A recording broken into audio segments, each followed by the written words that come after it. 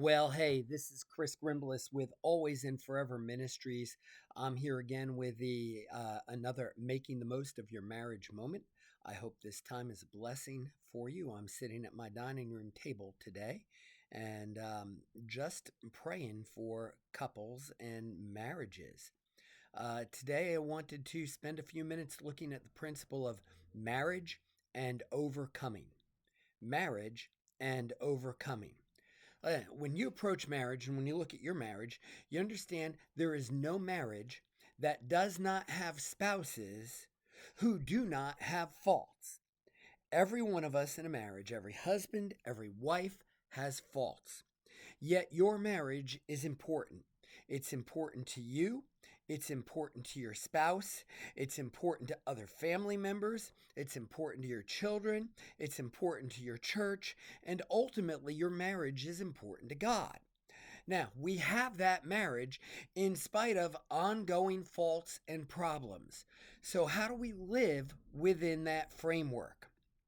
Well, we start in Hebrews chapter 12 and verse 1. The Bible says, "Wherefore, seeing we are also compassed about with so great a cloud of witnesses, let us lay aside every weight and the sin which doth so easily beset us, and let us run with patience the race that is set before us." Well, familiar verse, but how do we break it down and apply it to marriage? Well, think of it this way. Aside from those heavenly onlookers, your marriage has a great cloud of witnesses. There are your in laws and your outlaws. Okay? There are your friends. There are your co workers. There are your children. There's your church family. And that's the short list. Okay?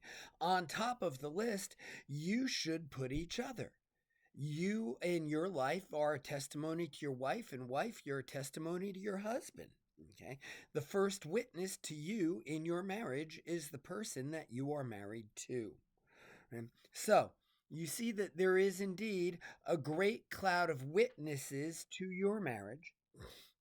And what happens in your marriage will have an impact upon your marriage and will have an impact upon those witnesses. In other words, no matter which way you consider it, your marriage has impact. Now, we see there is so great a cloud of witnesses that we are compassed about with. The next thing we see is it says, "Let us lay aside every weight." So, next, there are weights. Every one of us has some things that could weigh us down. That is to say, burden us. It might be a long term illness within the marriage, within family members. We have two family members in our church that have the burden of taking care of their parents, elderly parents. It could be ongoing pressure from a job. It could be a financial hardship. All of these things, plus I'm sure there's many others, they're burdens that we carry. Our verse says we are to lay those burdens aside. Well, how do we do that? I mean, there are burdens. How do we really just lay them aside? Well, in the marriage, Galatians chapter 6 would tell us that, first of all, you have help with the burdens. Bear ye one another's burdens. In other words, don't leave the burden to your spouse. You pick up that burden too and be a co laborer in dealing with that burden with your spouse. Okay. And then, not only within the marriage do you bear burdens together, but together then you bring those burdens to the Lord and give them to Him. Psalm 55:22 says, "Cast thy burden upon the Lord, and he will sustain thee. He shall never suffer the righteous to be moved." When you give your burden to God as a couple, you're giving up that burden, you're giving it to the Lord, you're casting your burden upon Him. Now, that word cast means to put out there. So basically, you're taking that burden from off of your shoulders and you are casting it on the shoulders of the Lord. When you do that, He will sustain you in your life and in your marriage. To lay them aside does not mean that those burdens go away, but rather it means you have set them cast them upon the Lord and ask Him to sustain you through those burdens. So, let us lay aside every weight means we've cast our burdens upon the Lord. He's carrying them. We are sustained through Him. And then the next thing that says, and the sin which doth so easily beset us. So next is that sin which doth so easily beset us. That sin which offends God first, and then your spouse next, and then everyone else after that. The word beset means basically you have been thwarted in every direction. No matter which way you turn, that sin is right there in your face. Okay. This means that no matter how often you lay aside this sin, it's still trying to get up there, get in your face, get in your mind. Okay. To truly lay this sin aside, the sin that does so easily beset us, it requires a constant vigilance, a constant discipline, much as a runner training for a race. You're not going to go out there and run a marathon if you're not running every day, if you're not out there training every day. Okay. Well, the same thing is true with the sin that does so easily beset us. We've got to be out there on our guard, disciplined, training every day. When you let your guard down, you find that sin is right at your doorstep. This means that both the husband and the wife must be diligent in guarding themselves from this besetting sin. Why?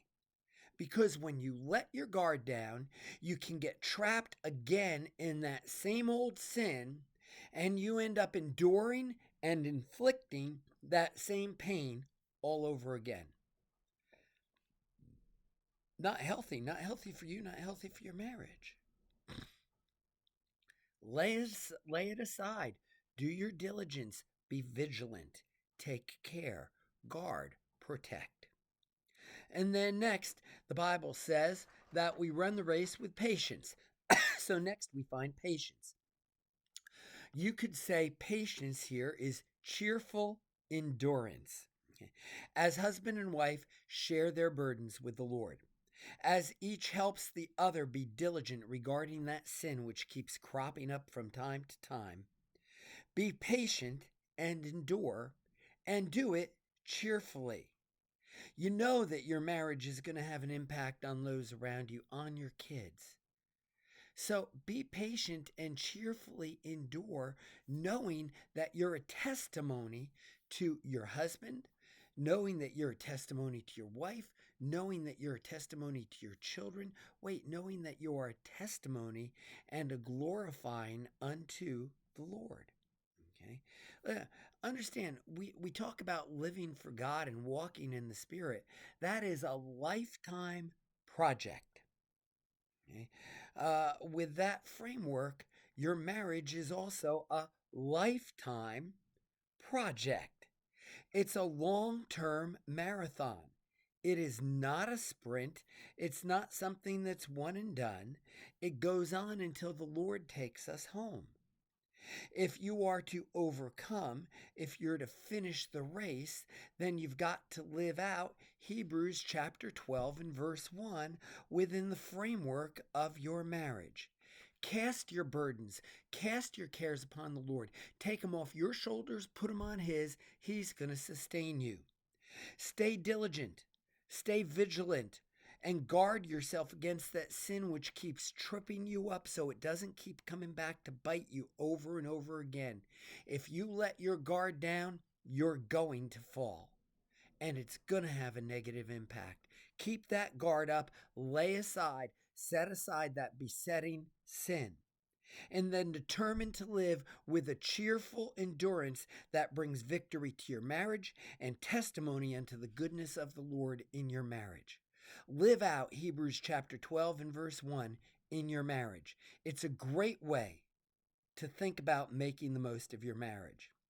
Thank you for watching, and let me remind you of this. February 23rd, 24th, and 25th is the Marriage Refresher up in Portsmouth, New Hampshire. Please, please, please go to alwaysandforever.us/refresher and sign up for the Marriage Refresher today. God bless and have a great marriage on purpose.